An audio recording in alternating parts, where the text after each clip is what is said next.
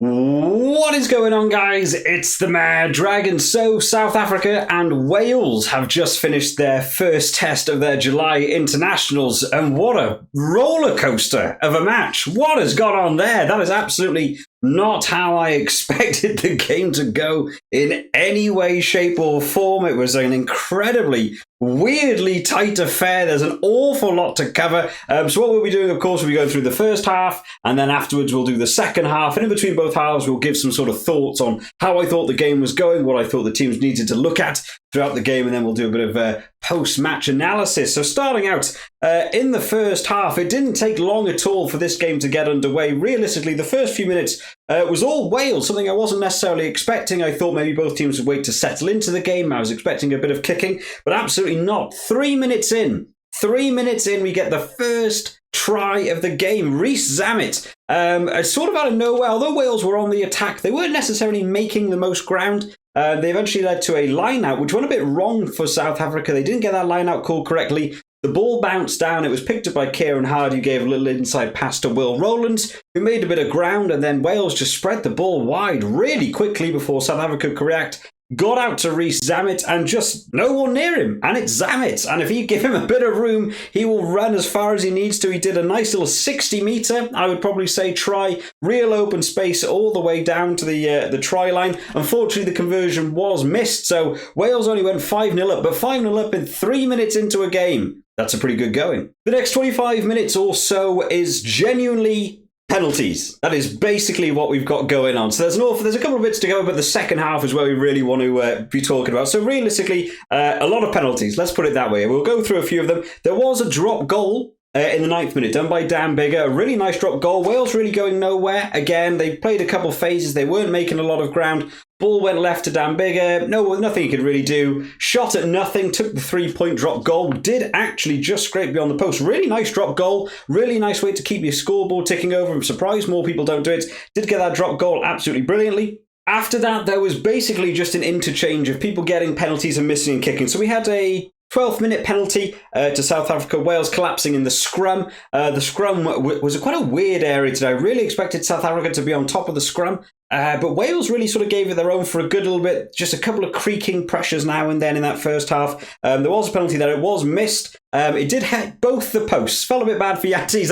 It was quite a good shot. It just came off both posts and missed. In the 15th minute, South Africa got another chance to redeem that penalty. Adam Beard offside, and Yanties did actually get that one, so a conversion there. In the 19th minute, Wales got their own penalty back. South Africa doing a tackle off the ball. Bit nothing, don't really know why that sort of came around. It wasn't really a necessary thing, but they'll absolutely take that. Dan Bigger getting a successful penalty there as well. In the 20th minute, South Africa got their own penalty. Will Rowlands going off feet straight away in terms of in a ruck situation. Again, another kick missed by Yanties. There was not necessarily the best kicking ratio. It's one thing I said in the preview videos. I absolutely rate Andre Parlad higher than Yanties in terms of kicking towards posts. And today was a good reason why. There was an awful lot of kicks missed. In the 25th minute, we had another penalty. Wales offside again. They went to the kick to the corner, but Yanties kicked it dead. Another mistake in terms of kicking from the boot of Yanties really was letting down South Africa. It wasn't just Yanties. There was a couple of box kicks that were going awfully wrong for Faf de Klerk as well. A couple of kicks just really going nowhere. They didn't really seem to have a lot of game plan with the kicking to hand. It was kicking for the sake of doing it.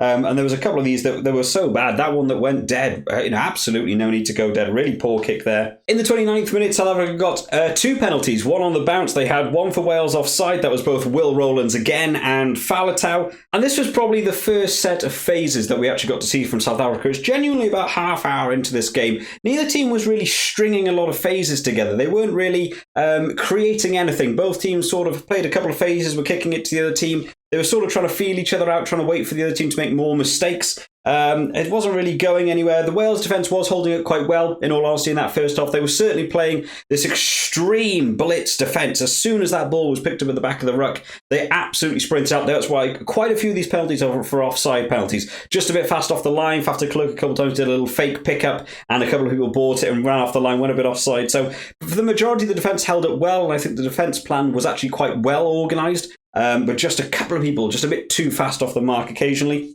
In the 30th minute, again, we had another weird kick coming in from Yantes. This was a weird little crossfield kick that, even though they didn't have a penalty advantage, they were in Wales' 22. They were on the offensive. They'd done about 2 or 3 phases. It was slowly moving forward. And Yantes gave this weird kick across field to nothing, hoping to get to Colby. It was just perfectly well managed. There was Liam Williams and Josh Adams out on that wing. It's very hard to beat both of those players in. Yeah, very strange kick. Wales dealt with it, and then were able to clear the lines. I think one of the big issues going into this game was Yantes. He really struggled in this game just to try and organise this with his kicking. That was a really weird decision. Wales managed to come back, eventually having their own penalty in the 31st minute that came off the back of that as well. Tommy Verfel had a good game, actually, for a debut against South Africa. It's a tough match to come into the world of rugby, who did manage to get a really nice jackal penalty on Lou Diego. Now, at this point in the match so far, this is now the 3rd penalty that Lou Diego had given away, and that's quite a surprise because I would really be expecting him to just hold his ground a little bit more. He's such a top quality player, but the discipline from him in this match,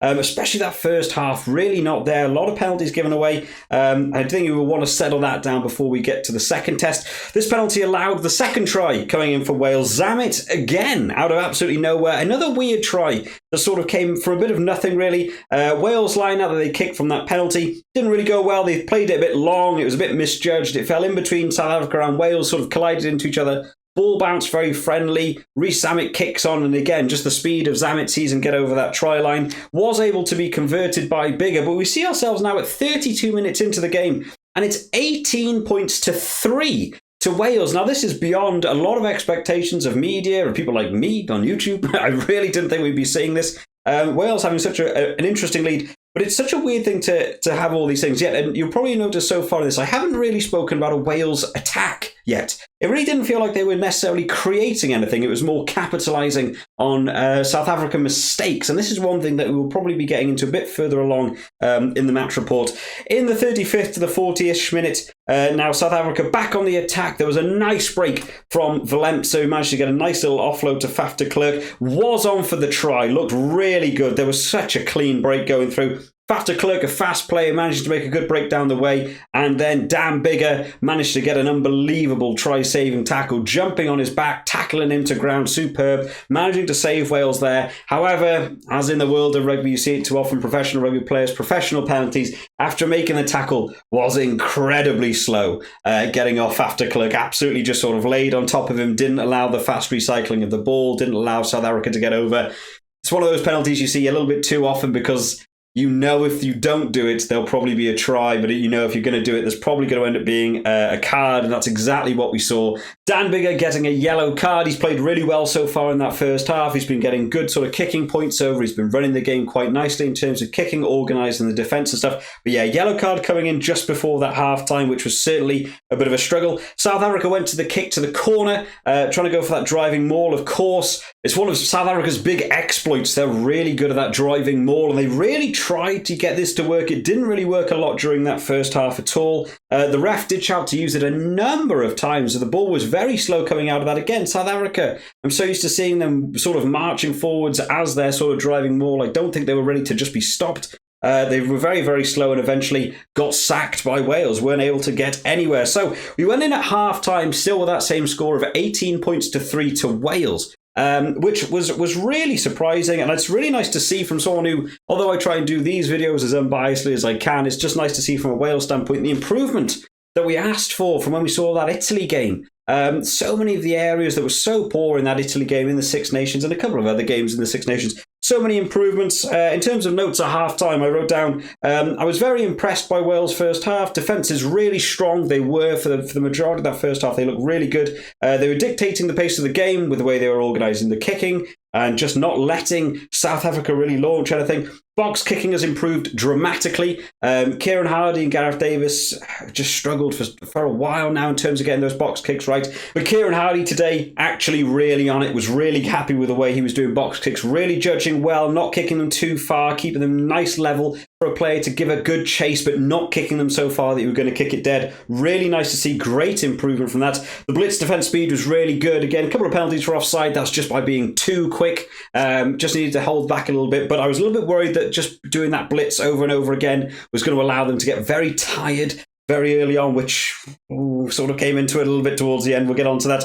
And then the final words I said, I just want to see them create something.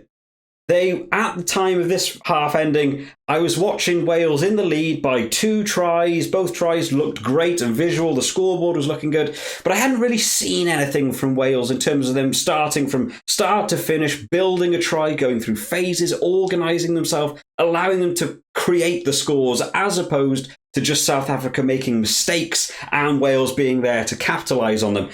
So that was something I was really looking forward to in that second half, was now they've got the groundwork down just to try and create their own chances. In terms of South Africa, first half, I said, looking pretty clunky. I don't know, I think there was a bit of a thing about that they hadn't played together for a good while, but they are all professional rugby players. You expect them to be able to gel relatively quickly. There was a number of cases where players were running into each other, which I found really weird. Just not organised at all, literally running into each other, waiting for passes. Quite a lot of communication, aimless kicking from Yanties, and the set piece, just not that well oiled. The line out, which South Africa normally really standard at, get the ball in, do the driving maul, not really working well for them. And I just said that I think South Africa just need to hold on to the ball a bit more, put some strings of phases together, and try and organise their attack setup. Their attack setup was a diamond formation, a 4-player diamond formation that were playing off first receiver, and it just didn't work. I'm not really sure what it was. Playing 2 forwards with 2 backs in a 4-man diamond position, running forwards really tightly bunched together. It meant basically that 2 defenders could defend 4 attackers.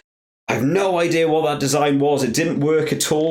So they needed to try and shift that up in the second half. So in the 46th minute, we see the first try of the second half coming in from Mbonambi from the back of a driving maul. Wales were giving a penalty. Ryan Elias going straight off feet with the ball. Again, a lot of these straight off feet penalties in terms of the breakdown area, not really working for Wales too well. Kicked a touch and then the driving maul. The driving maul finally settled. Took a full half to get back into where we expect South Africa to be at. They did manage to organise that one, got over for a try. Now, a big thing that's happened here at this half-time was Elton Yanties has now been taken off. He went off at half-time, didn't come back on. Valemsa moves into that fly half shirt, and Willie Leroux comes on in that full-back position. Now, this was a bit of a defining moment. It was one of the things I really saw. I did jump into Rugby Guru stream just at the halftime, and it seemed to be the exact same thing that I was saying. Everyone was sort of saying the kicking is weird. Elton Yanties is not up to this.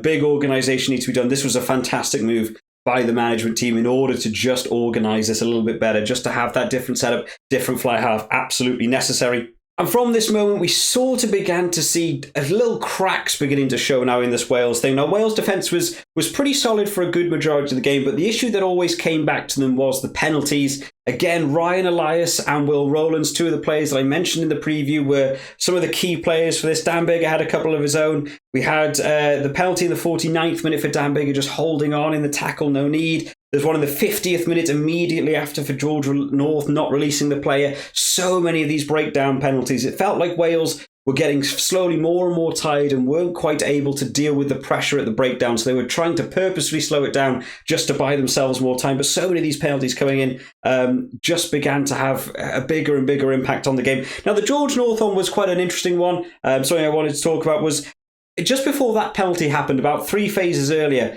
Tom Francis went into a tackle, got his head on the wrong side and hit the sort of hip bone of another player. I'm not sure who actually hit him. He got his head on the wrong side, and as soon as he made contact, he was out cold. He was unconscious immediately. He just fell to the ground and went limp. And the referee was only about, 10 feet away from him.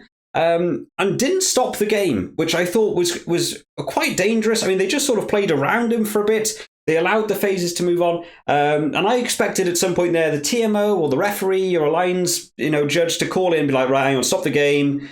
Check he's all right, because he was out immediately. And then you probably go back. I believe the standard setup there is a scrum for the possession team having the ball. So it probably would have been a South Africa scrum at that point. They didn't call that, and they went on 3 phases beyond it. And then later on, it was the George North holding onto the player. That penalty was awarded for that. So we didn't go back for the scrum. Then after that, they then realised he was unconscious on the floor, and they went back to look at that. And I thought that's quite poor from World Rugby to not at least have somebody out of the 4 judges stop the game. But like he's this lad is out cold. You know, it's something they want to work on in terms of his head injury assessments. We see yellow cards. We've seen them in the New Zealand Ireland game. We saw them in the Australia England game. These head collisions that immediately warrant yellow cards. Yet a player is unconscious and no referee stops the game. I think that's really dangerous. I think that's something that probably needs to be looked at a little bit by World Rugby as to why that was allowed to go on. But the reason I bring this up is because it actually impacts the game. Now, normally I would have said it probably should have stopped there. But that penalty that happened from then led directly to Malcolm Marx's try, which came in the 51st minute. From the George North penalty, South Africa kicked into the corner. They finally got that driving maul going. They got a really nice setup. It was just super powerful. That bomb squad had come on then in that second half. You could tell the Wales forwards were beginning to get tired. Set up really well and just drove over. Malcolm Marx, absolutely brilliant, getting over for that try. They did miss the conversions. They didn't capitalise on the most of it. But in terms of the final score, when you'll see it on the board here with the final score, that try coming in at 5 points there for I think what maybe could have gone back and looked at whether there should have actually had play stopped and still been a scrum rather than the penalty that led directly to the try.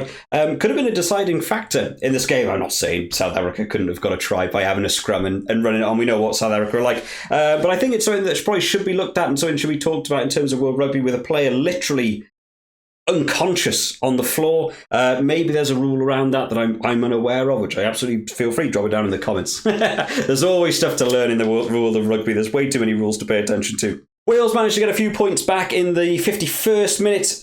They had a South Africa going straight off feet from first carry. From the kickoff, immediately caught the ball and just went straight to the ground. Very weird penalty, probably didn't need to be given. Dan Biggar managing to get that over. So we're now at 54 minutes into the game. Wales are now ahead by 21-15. So South Africa closing that gap, getting really, really tight. And you could begin to feel that Wales were just beginning to pace out a little bit, really struggling with it now.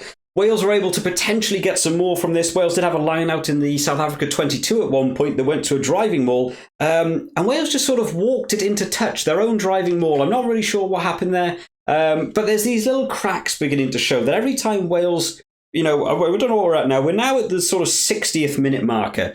I still don't think I've yet mentioned Wales creating an attack. This is, again, something where they're trying to create something but then walked it into touch. They weren't able to just gel this creation together, which I was still waiting for from this Wales team against a team like South Africa, which, again, it will play in a little bit later on. Wales got lucky again in that 62nd minute. Lou Diego again, another penalty. The penalty account against him will be racking up. I'm interested to know how many penalties were actually against him directly. It must have been 6 or 7. Not rolling away, another successful conversion from Dan Biggar there in terms of the penalty. It was looking like Wales may be able to just stretch this game out when we came along with Colby's try. This was probably South Africa's best attack of the game, I would probably say. In terms of running play, open play, they definitely went for this one. There were some superb lines, a couple of the replacements coming on from the bench, just absolutely picking those correct lines. Quagga Smith coming on from the bench had a real big impact. It was so nice to see from him. The Wales defence did hold up pretty well, but one thing that I was beginning to notice at this point was as soon as someone broke through the defence,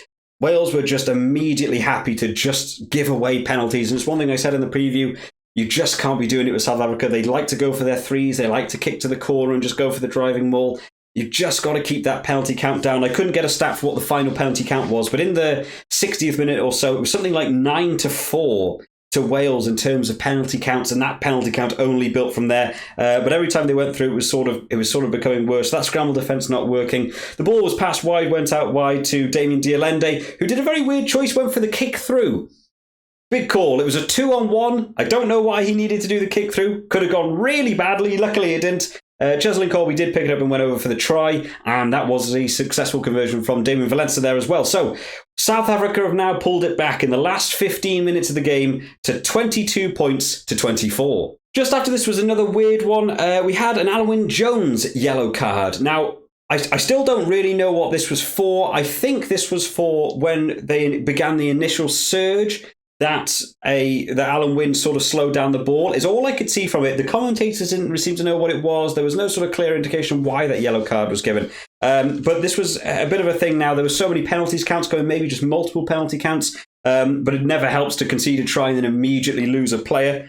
Immediately after kick-off, South Africa were back on the offensive again. The confidence has kicked in now. Their forwards are working well. The scrum's becoming more dominant. The line-out's working well. The backs are beginning to open up a little bit. Went on another big attack. The Wales defence was beginning to look tired at this point. The ball went wide to Lukhanyo Am, who had a fantastic break and was only stopped by Rhys Zammit with a beautiful little tap tackle that forced a forward past Mapimpi, who must have hated this game. Mapimpi just, I don't know if he touched the ball, in all honesty. I don't know if he ever touched the ball in the whole game. I didn't hear his name called once. He was screaming every time for someone to give him the ball, and they kept trying to kick the ball through or do some weird looping pass. He must be really mad at that game. South Africa went back on the offensive straight away afterwards, though. With the defence now looking tired, Colby managed to find a bit of room in that back as well. Now breaking through, went wide out to Valemsa, who managed to break through the line, and yet again, another try-saving tackle coming in from Zammit. I think he played brilliantly. I actually don't know who man of the match was, because who was going to win was so tight. Personally, for me, I would probably say Zammit was up there in terms of man of the match. I think the score line could have been far worse. I think he played very well. In terms of South Africa, I think maybe Damian Valemsa is probably who I would have given it to. He was playing perfectly well at fullback, and then when they had to make that switch to go to the fly half position, he absolutely stepped up. So I think that's probably the route I'd be going for South Africa there. Now, after that tackle, Zammit did get a superb tackle, stop the try, and he did then afterwards, after this all sort of subsided, he did get yellow carded for the tackle that was going in. It wasn't necessarily the tackle, it was more that he made the tackle and then didn't release the player before getting back onto the ball himself. And I think by the letter of the law, it's probably correct. Again, it felt a bit harsh just because when you watch the replay in slow motion, I actually think he does release the player and goes back on it. He just didn't clearly sort of reveal his arms away and then go back onto it. It was let go of the player immediately back onto the ball. I don't think he painted the picture well enough for the referee. Real shame, because I actually don't think he was necessarily in the wrong. It was just not sort of expressive enough to realise. Did slow down the ball for South Africa, and there probably would have been a try going out on that wing. I don't think there was anyone further out on that wing. So Zammit went as well, so Wales players beginning to just fall off at this point. From that is its own penalty, of course. What is South Africa going to do but kick to the corner? It's working well, absolutely makes sense. Went to the corner, there was a couple of recycles and going back to corner through penalties and so on. They did manage then to get a driving maul going. It got into a good position again. Looks like they're going over the line, and the driving maul collapses on the try line. Of course it does. The world of professional rugby, there's always going to be that magical collapsing of a maul when they're going to go over the try line, which of course referee experienced enough knows they don't just collapse. It's obviously someone's fault. The referee gave an immediate penalty try for that. Again, yeah, probably letter of the law. I think that was going over for a try, and I think someone collapsed it. The only thing that came after that was Rhys Carey got a yellow card for collapsing them all, being the one to collapse them all. Now, I'm not sure if there's been a rule change there. There might be something I need just to pick up and learn. I was under the impression that if a penalty try was actually given, you weren't able to have a yellow card after it. Now, that'd be something that someone can drop down in the comments, I'm sure. I actually thought the penalty was, if a try is scored and the penalty infringement is earlier, then you can still yellow card a player. But my understanding was that a penalty try was, because you get the 7 points, it was you have the 7 points, but no player gets sent to the bin. That may well have changed since the last time I ever read a rule book on rugby. So that may well be a thing. But that one did take me by surprise. But at that point, Wales down to 13 players. Really hard to come back with. This was absolutely phenomenal. Like the speed this game was going, and it was really hard to try and keep track of. Wales then came straight back. Absolutely no time wasted in the 75th minute. After that yellow card, they then moved back up the field. They managed to win their own penalty straight back from the kickoff. Of course, they're going to the corner. They've got to prove something. Wales got into the corner, and we see Dewi Lake managing to go over for a try. Now, Dewi Lake, I thought, had a nice impact again from the bench. I say this every time I talk about him. I would like to see Dewi Lake starting, but what an impact from the bench he made. Got on in that maul, managing to get himself over for that try. Absolutely brilliant. Pulls it back. Dan Biggar misses the conversion at this point. And the score at the 77-minute marker is 29-29. Now, that is incredible. That is not where I thought this game was going to be going at all. It just really took me by surprise. South Africa, then, in the 79th minute, some astonishing decision-making here. 79th minute, South Africa on the attack. Kick the ball away. Bizarre. Again, this was Dialende and Mapimpi on the wing, kicking the ball away. bizarre. Why would you kick the ball away? You're on the offensive, you're playing at home. I thought that's the game. They've just thrown the game and it's going to be a draw. It's like, that was a really weird decision. But Wales, because Wales are Wales, and we just don't, we just can't end a game well, apparently. Apparently no one learned from that game against Italy. We then had a maul situation and we saw Thomas Williams box kick the ball in the 80th minute. Now, this is exactly the same situation we had in that Italy game in the Six Nations, kicking the ball away in the final minute when you are not a score clear. Rather than just hold on to the ball and see the game out. Wales have done this so many times. I don't know why it's a thing. They've done it way too much. Just even in the past 5 years, there's way too many games this applies to. Kicking that ball back, going to South Africa. South Africa go on the charge. They're making good ground. They pass the ball out, and Dan Biggar gets pinged for a deliberate knock-on. I'm not entirely sure if it's a deliberate knock-on. I think he was sort of waving his hand to try and judge where the tackle was going to go and where it was going to go. But the ball came in, hit his hand directly and went on. Letter of the law, that's a deliberate knock-on. There was no attempt to catch it. And so there was a penalty in the 81st minute, which Valemsa, fair play to him, stepping up to the mark from a 45-metre kick straight between the posts. Looks absolutely beautiful. And you have a full-time result. South Africa 32 to Wales 29. And what a game it was, because I have no notes. I have no notes at the end of this game. I've just gone straight into this video now. Realistically, I have no idea sort of which team deserved to win this. I think when I try and be a bit critical about it, I actually think South Africa probably deserved to win the game. Went back to that first half situation. When I said at the end of the first half, I just wasn't seeing Wales create opportunities for themselves. Both of Zamet's tries mainly came off of it. It was a failed South African line-out that sort of went a bit wrong, and they were able to spread the ball wide at such a speed there was just no one covering Zamet. And then the other try was Wales' own failed line-out that sort of got lucky and the ball bounced and Zamet went over. 14 points, off would have put them at a much lesser score. Had this ended 32 to 15, if those tries hadn't come in, it would have looked like a much more dominant game. I just wasn't seeing Wales create anything. The Dewi Lake try was probably the only one where I was thinking they've actually built this into a try. They've got it in the corner. They've done a driving maul. They're earning this try.